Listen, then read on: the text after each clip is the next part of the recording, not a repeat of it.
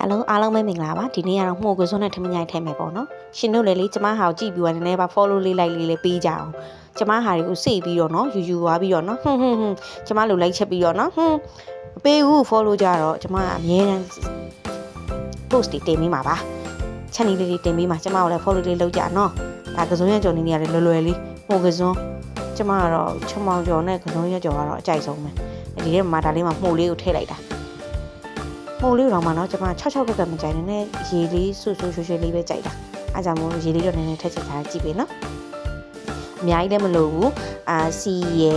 စားအချိုမုတ်ပြီးတော့ဒီ QC လေးအနှဲငယ်ထည့်ဒါပဲအဲ့ဒါနဲ့ပဲကျမချက်ထားတာဘာမှတူတူလည်းဘာမှမရှိဘူးเนาะအဲ့တော့ရှင်တို့လည်းလှုပ်ရှားကြည့်ဒါကပြောရင်ကောင်းတယ်ပြီးတော့ဒီမှုကစွန်းနဲ့ငသီးစားတောင်းတွေကအရင်လိုက်ဖက်ကွက်တီပဲ